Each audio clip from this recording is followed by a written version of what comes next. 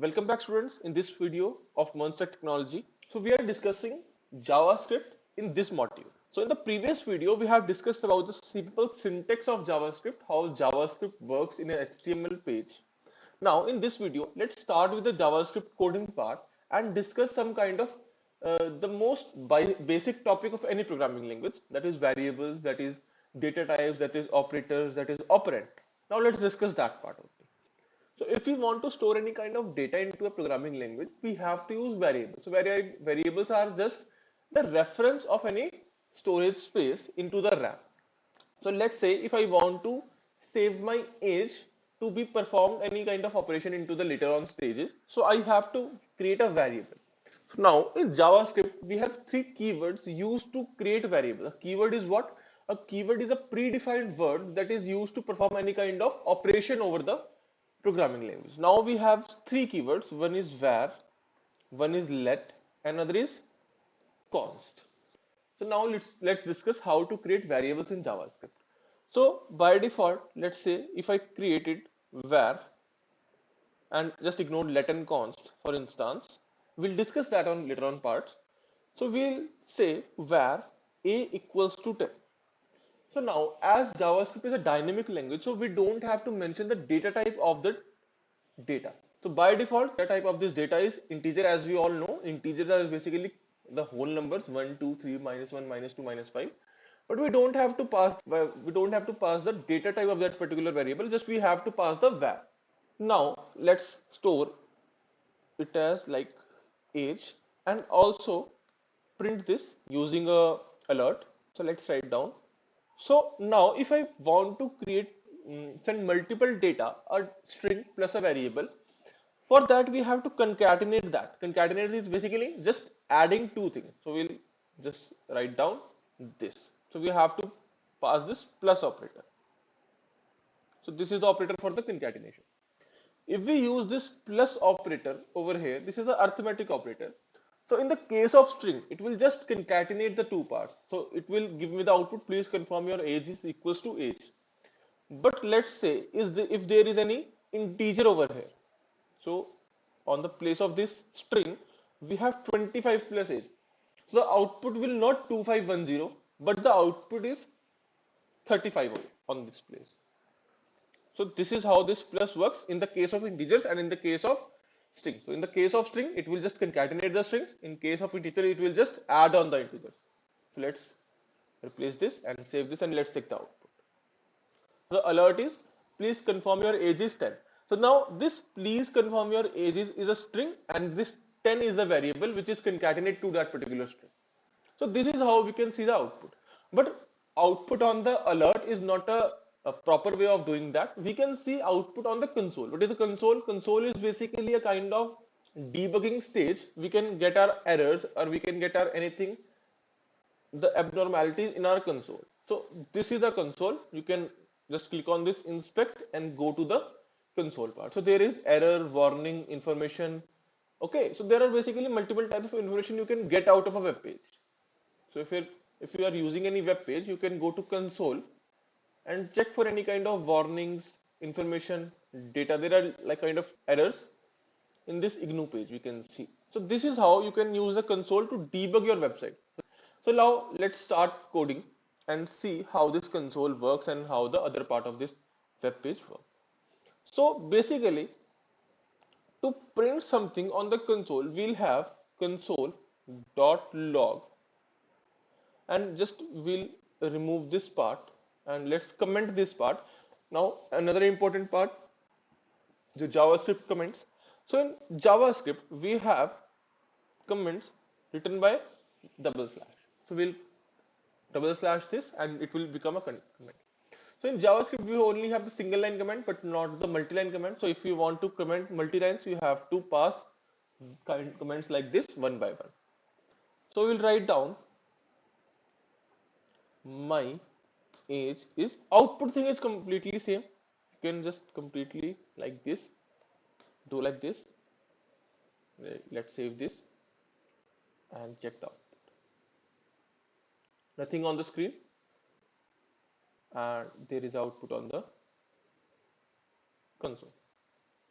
You can see There is an info, my age is 10. Now, this white part of the complete browser you can see is known as the document. So this document can be manipulated using the JavaScript very easily. How? Let's see. So if I open my code, if I want to write something on this document, I'll just simply write document dot write. So I'll write document dot write, and we'll write document dot write hello world. And if I save this and check the output, you can see a hello world onto the document. And if I inspect this and open the console, so there is a age in the 10, and also there are some kind of a slow network detector that is related to my network, nothing with the web page. Now let's check how to connect with some HTML elements. So right now, if I have a paragraph, so I've written hello world, this is my test paragraph over here. Now if I want to connect with this paragraph, I have to use a function named as document dot get element by id. Now if we want to connect with this paragraph, I have to put an id over here. So I'll write down paragraph id equals to, let's say, par1. So now this is par1 is the id of the paragraph, and this hello world, this is my test paragraph, is the content of this paragraph. Now let's say if I want to take this content from the paragraph and want to put that content into the console. Now how can I do that? First of all, I have to connect over this paragraph, get this data, store this data into a variable, and then I have to put that variable onto the console. Now let's check how to do this. For connecting this paragraph, we'll write down document dot get element by id. By using this function, we can connect any element, any h1 element, any div element, any paragraph element, any button, anything else onto the document, and we can connect over this. Now we have the id par1 for this paragraph. We'll write down par1.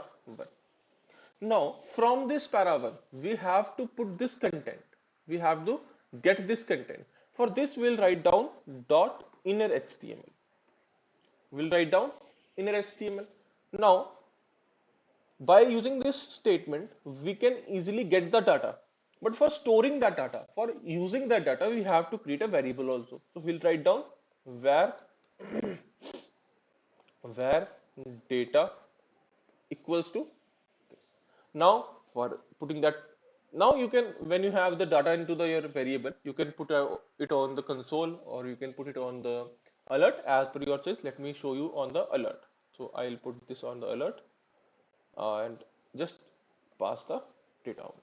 Let's save this and check the output. So if I refresh this, you can see hello world, this is my test paragraph. So now you can see you are getting the content of the paragraph on the alert.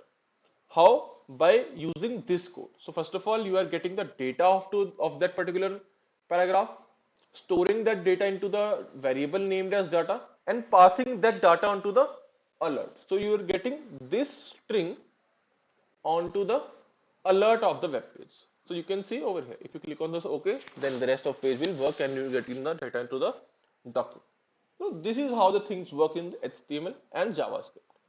Now let me connect with a kind of h1 tag. So let me create a h1 tag. Also I have to pass a id. So let me pass a id of head1. Now let's put some data into that. Let's save this, and I want to get this data over here. So I'll write down where